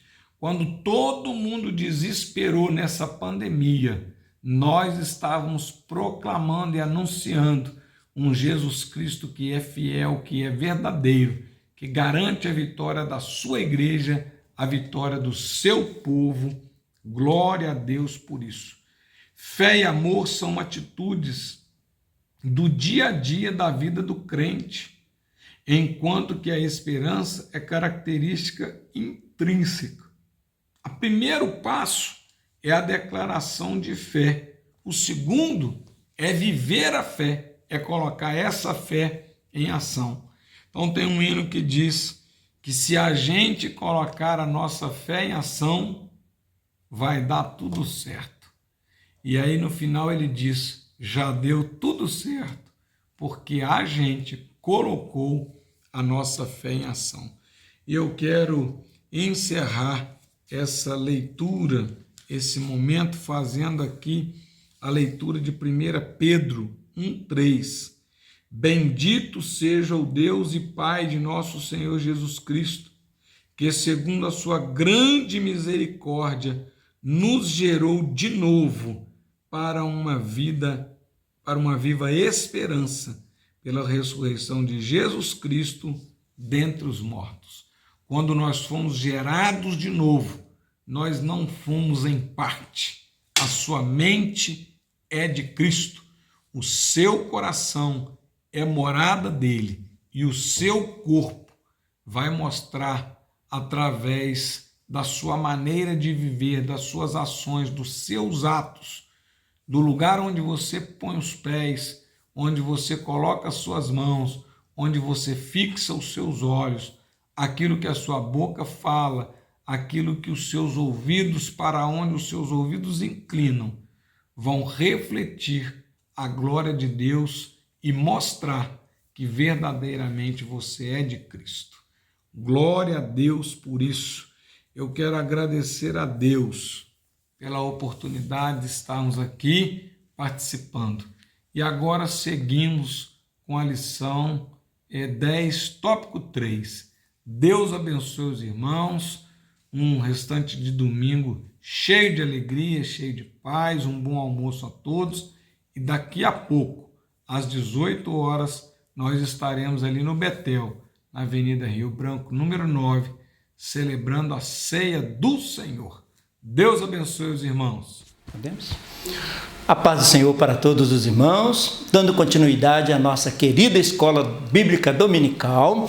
Lembrar que estamos estudando a lição número 10, cujo título é As adversidades não impedem o crescimento cristão, porque muitas vezes é nas adversidades que nós conhecemos mais a Deus, o quanto Ele é poderoso para nos abençoar.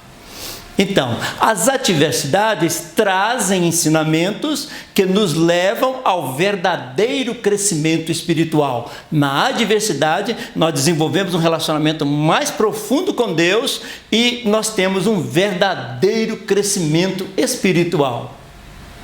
O nosso textuário, só para lembrar, 2 de Pedro 3,18. Antes, crescei na graça e no conhecimento. Esta é a chamada da palavra de Deus, nos chamando para crescer na graça e no conhecimento, um equilíbrio entre graça e conhecimento de nosso Senhor e Salvador Jesus Cristo. Muito bom lembrar aqui que Jesus não é apenas o nosso Salvador, ele continua sendo o nosso Senhor em todos os momentos das nossas vidas, inclusive nas adversidades. Ele continua sendo o nosso Senhor. A Ele seja a glória, assim como agora, como no dia da eternidade. Amém. Então, crescendo na graça e no conhecimento do Senhor e Salvador Jesus Cristo. Então, crescendo na adversidade, em momento mais difícil, mas produzindo frutos. A nossa verdade aplicada, só para lembrar também, as adversidades são métodos pedagógicos de Deus para o crescimento do crente. Não que a adversidade venha de Deus, mas Deus aproveita a adversidade para nos ensinar, para nos mostrar o quanto Ele é poderoso, o quanto Ele é amoroso. Então, nada é mais importante do que aprender a manter a fé e a obediência no meio das adversidades. No meio das adversidades, a nossa fé aumenta, nós mostramos que nós somos dependentes e mais dependentes de Deus através da fé, e obedecemos a sua voz e passamos pelas adversidades crescendo espiritualmente. O nosso texto de referência também foi muito conhecido, só para lembrar algumas palavras, de maneira que fostes exemplo.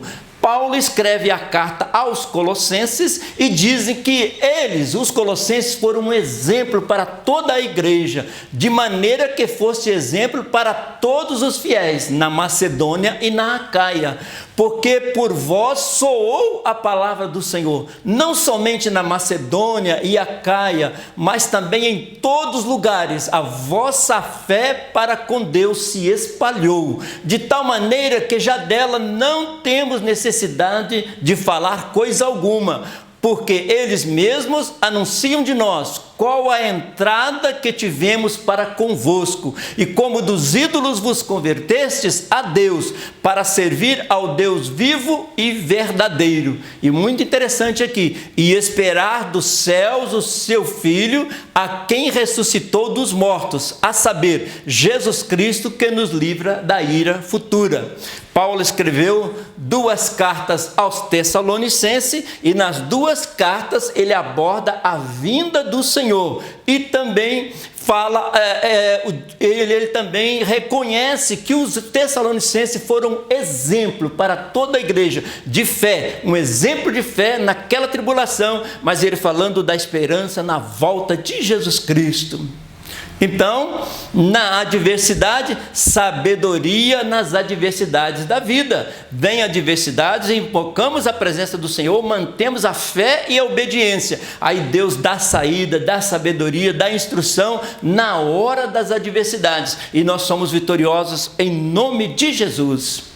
Então, a nossa introdução também disse, os cristãos em Tessalônica vivenciaram o Evangelho diante das adversidades, colocaram em prática o Evangelho na hora das adversidades e foram um exemplo para todas as igrejas. O que eles souberam? Souberam aproveitar as oportunidades para viver a fé em Cristo de uma forma exemplar. Aproveitou a adversidade, transformou em oportunidade de uma forma muito exemplar. Então, atitudes de crescimento espiritual na adversidade. A adversidade vem. Como nós vivenciamos a adversidade, que vai demonstrar quais são as nossas atitudes. Atitude de fé, de obediência, de confiança, que Deus dará a solução. Então, o nosso tópico 3, que ficamos incumbidos de comentar, adversidades, crescimento e fidelidade. Na adversidade acontece crescimento e nós vemos a fidelidade de Deus para conosco. Então, crescimento, degrau por degrau na adversidade, degrau por degrau, e um crescimento tal que nós estamos continuamente buscando até a volta do Senhor Jesus Cristo. Mesmo em meio às adversidades, Deus apresenta a sua fidelidade para com os seus filhos e dá crescimento na hora oportuna. Deus não é somente fiel na hora que estamos na bonança, que estamos bem, mas nas adversidades Ele mostra o quanto Ele é fiel. E muitos de nós podemos testemunhar isso, que Deus entra com socorro, entra com providência, entra com solução e mostra para os seus filhos que Ele continua fiel na adversidade. Então, o conhecimento de Deus que conduz ao crescimento espiritual. Quanto mais nós conhecemos a Deus na adversidade, isso vai gerando em nós um crescimento espiritual. O nosso relacionamento com Deus vai aumentando à medida que o nosso conhecimento de Deus vai acontecendo na nossa vida, no dia a dia, principalmente nas adversidades. Acontece um crescimento espiritual. 3.1. Consciência de que a palavra é de Deus. Sempre lembrar que a palavra é de Deus, não é palavra de homens, é de Deus. E se é palavra de Deus, se cumpre em nossas vidas. Então, a revelação das tuas palavras esclarece e dá entendimento ao simples. Então, se é a palavra de Deus, ela dá entendimento. Se nós entendemos que a palavra é de Deus, ela nos traz entendimento, como viver na adversidade.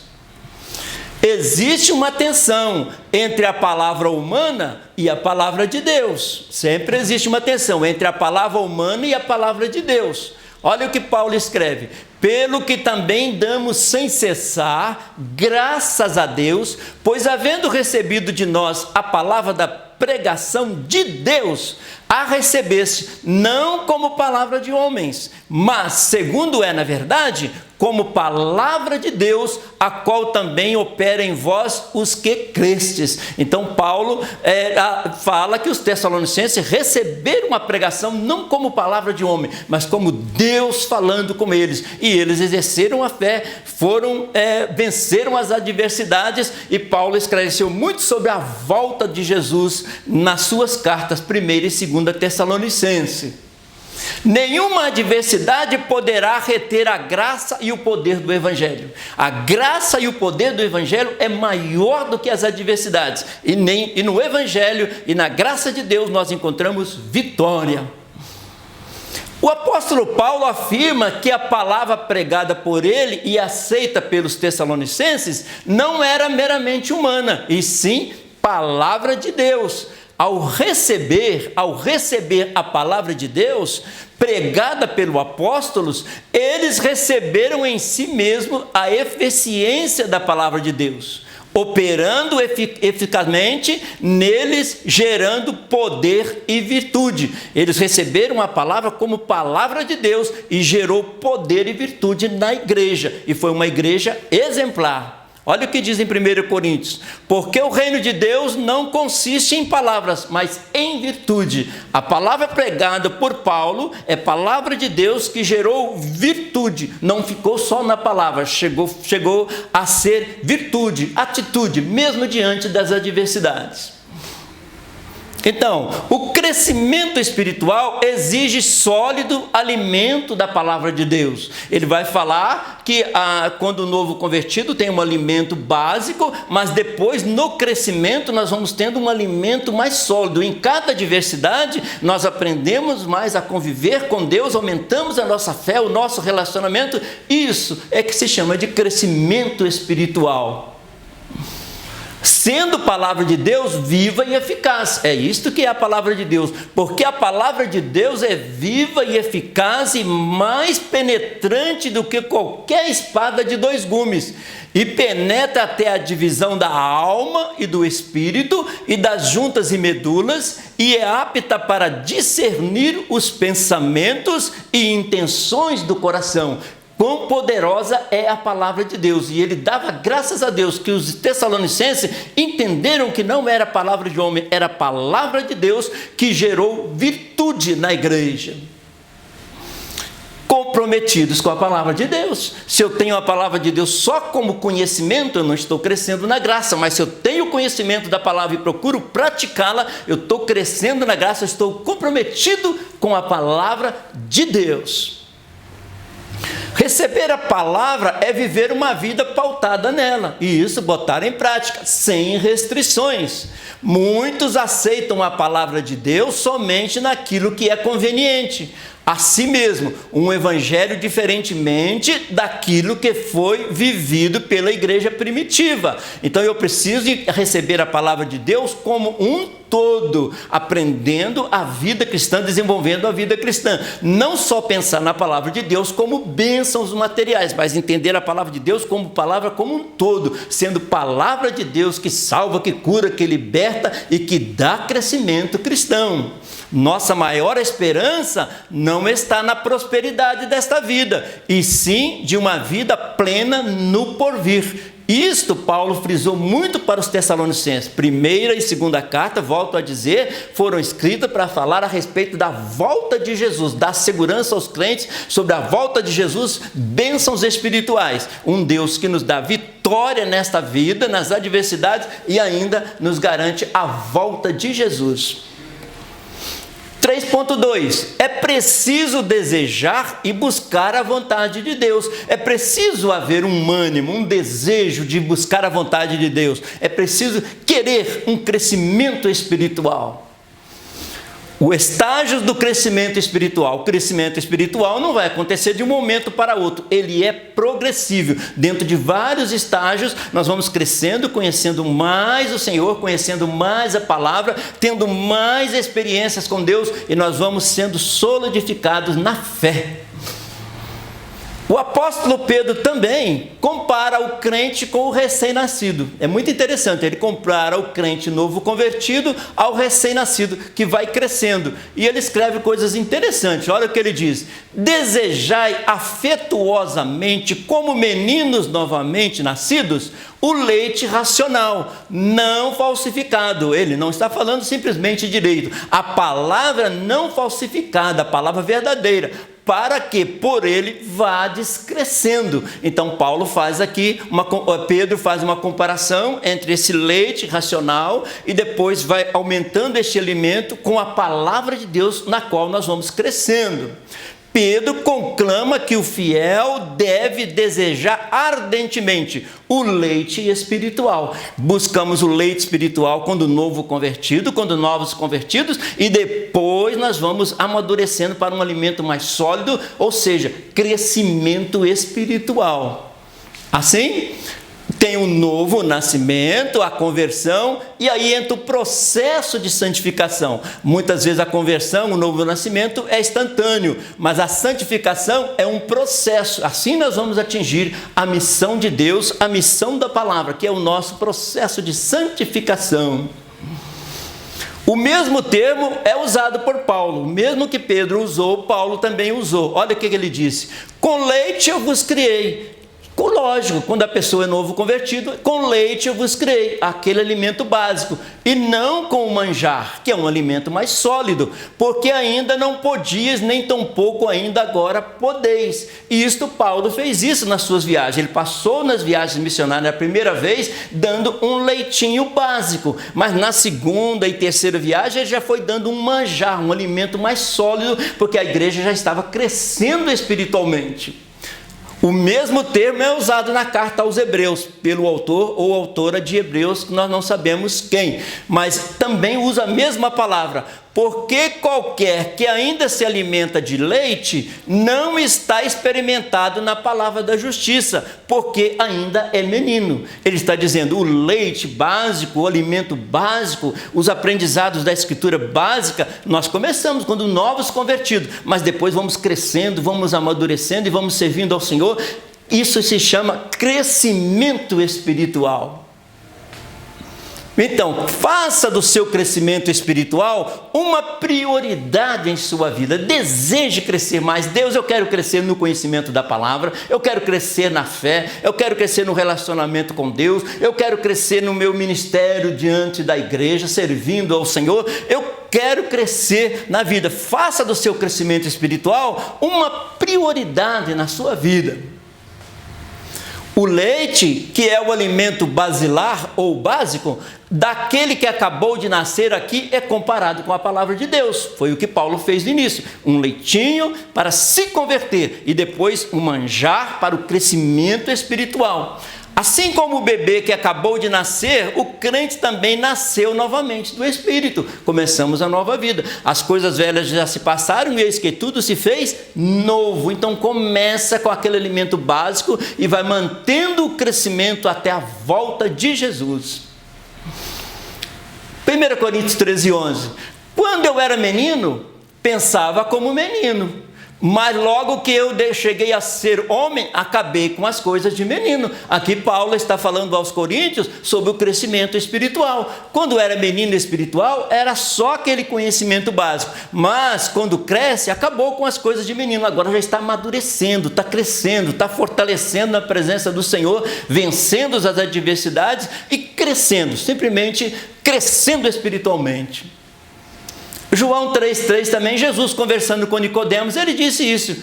Jesus respondeu a Nicodemos e disse-lhe: na verdade eu te digo que aquele que não nascer de novo não pode ver o reino de Deus. O que Jesus queria falar para Nicodemos? Nasce de novo, começa a aprender as coisas básicas, e veja que Nicodemos era um professor, mas ele diz, nasça de novo, começa a aprender as coisas de novo e vai depois crescendo.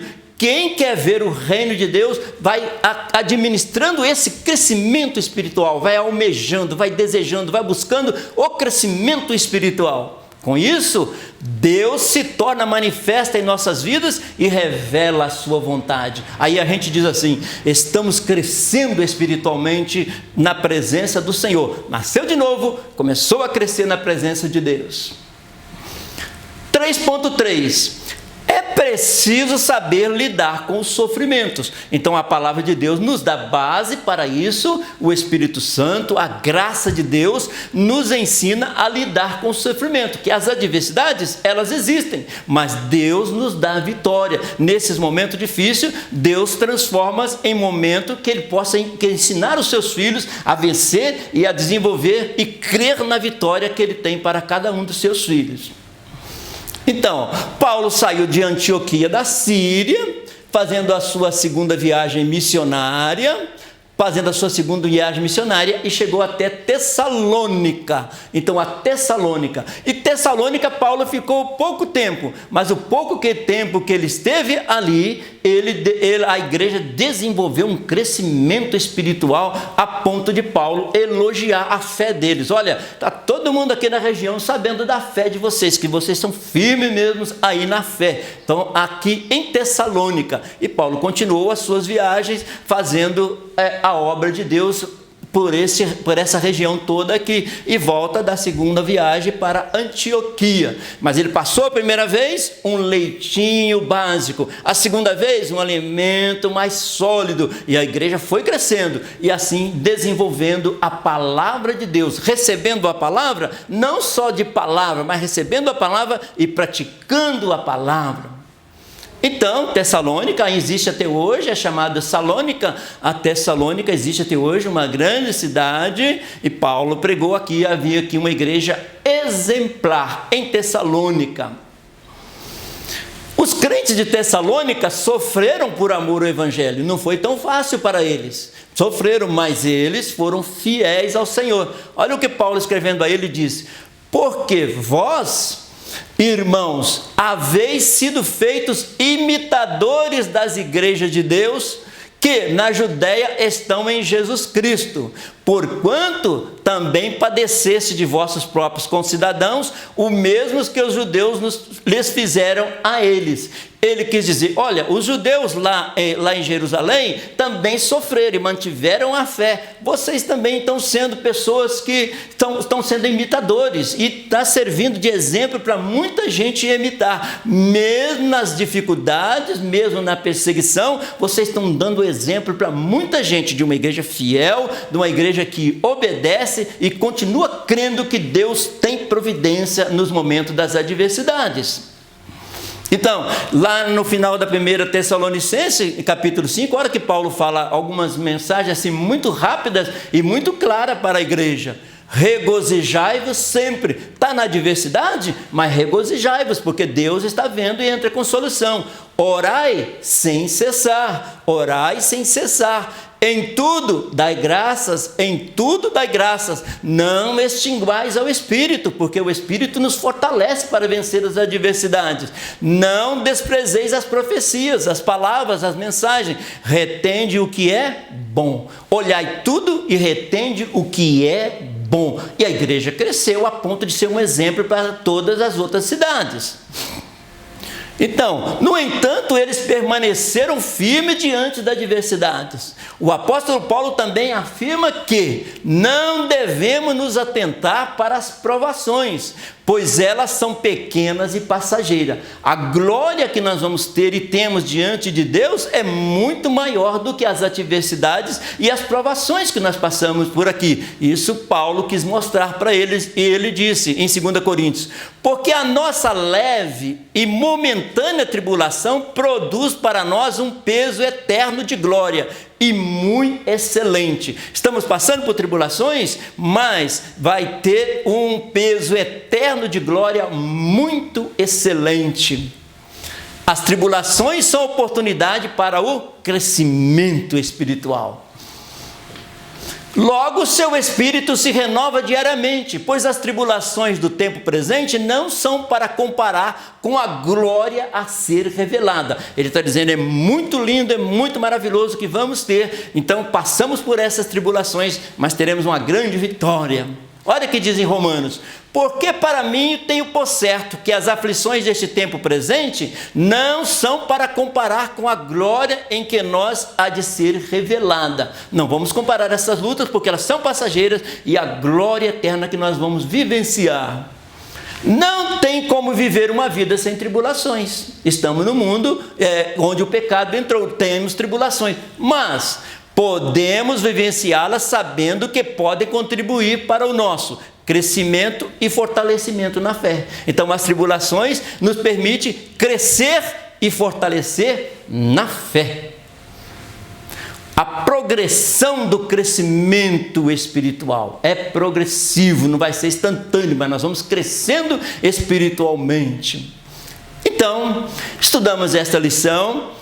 No tópico 1 nós falamos sobre a chegada do Evangelho em Tessalônica. Foi escolhido pelo autor a igreja de Tessalônica como exemplo de fé, de obediência, mesmo na adversidade. E também onde Paulo fala muitas vezes a respeito da volta de Jesus. No tópico 1, a chegada do Evangelho a Tessalônica mostra que nada pode impedir o agir de Deus. Apesar das dificuldades, Deus agiu e nasceu ali uma grande igreja. O que nós somos, o que nós somos, o meio pelo qual Deus executa a sua vontade. A igreja cresceu e foi realizada a vontade de Deus na experiência, mesmo na adversidade. Então, Paulo, o apóstolo aos gentios, que vontade de levar o evangelho para vários lugares, e ele chegou até Tessalônica e nasceu uma bela igreja naquele lugar. No tópico 2 nós estudamos cumprir a missão em meio às adversidades, porque sempre vai haver adversidades, mas a igreja continua crescendo. Fazer a vontade de Deus não nos exime de passar por provações. Às vezes pensamos, estamos fazendo a vontade de Deus, mas mesmo assim tem as lutas, as adversidades, elas existem. Fé e amor são atitudes do dia a dia na vida do cristão. Tem as adversidades, mas pela fé e pelo amor nós vencemos em nome de Jesus. Então, Paulo escrevendo aos Tessalonicenses, olha que maravilhoso: lembrando-nos sem cessar da vossa obra de fé, do vosso trabalho de amor, e da vossa firmeza de esperança em nosso Senhor Jesus Cristo, diante do nosso Deus e Pai. Fé, amor e esperança. Paulo deixa muito claro em suas cartas às igrejas sobre os 3 pilares que sustentam a igreja de Cristo. Em todas elas, ele menciona as 3 características que deveriam ornar o caráter cristão dos membros da igreja. Quais são os 3 pilares da igreja? Fé, amor e esperança. Fé, amor, esperança. No tópico 3, nós estudamos agora as adversidades, crescimento e fidelidade. Nós crescemos e Deus permanece fiel para conosco. É no meio da adversidade que crescemos espiritualmente. As tribulações do tempo presente não são de comparar com a glória a ser revelada. Então, crise. Um passo para o seu crescimento espiritual. Veio a adversidade, momento de crescer espiritualmente. Conclusão, uma breve conclusão. As adversidades são oportunidades que Deus nos dá para crescermos na graça e no conhecimento. Sempre equilibrando graça e conhecimento. Nas adversidades nós crescemos nessas 2 áreas. Assim como é normal uma criança querer parecer com seus pais, é perfeitamente normal o cristão nascido de novo querer parecer com Jesus. Interessante, né? Assim como a criança quer parecer com os pais, o novo convertido quer parecer com Jesus. E por lembrar, a palavra cristão significa parecido com Cristo. A palavra cristão em si, ela significa parecido com Cristo. Os discípulos foram chamados de cristão em Antioquia pela primeira vez porque eles eram muito parecidos com Cristo, aí foram chamados de cristão. Então, é preciso buscar crescimento espiritual. Preciso haver um desejo, uma vontade de crescer espiritualmente. Conclusão ainda, crescer na graça e no conhecimento de nosso Senhor e Salvador Jesus Cristo. Sempre lembrando que Ele é o nosso Salvador e é também Senhor. A Ele seja dada a glória, assim agora como no dia da eternidade. Amém. Então, olha, resumindo toda a nossa escola dominical. Crescer, olha esse acróstico. Cultivar uma vida de oração. Revigorar pela leitura da palavra de Deus. Está sempre disposto a obedecer à vontade de Deus. Ser uma testemunha fiel no viver e no falar. Consagrar a Deus seu corpo, tempo e talentos. Esperar de Deus a orientação para a vida. Revestir-se de poder do Espírito para uma vida vitoriosa. Isto é, crescer espiritualmente. Isto é, crescer espiritualmente. Lembrando que Deus continua fiel no nosso crescimento. Confiando no poder de Deus, confiando em sua fidelidade. Nós crescemos espiritualmente, vencemos as adversidades e damos glória ao Senhor. Agradecer ao nosso pastor Moisés por essa oportunidade e pedir que Deus abençoe a todos os ouvintes em nome de Jesus.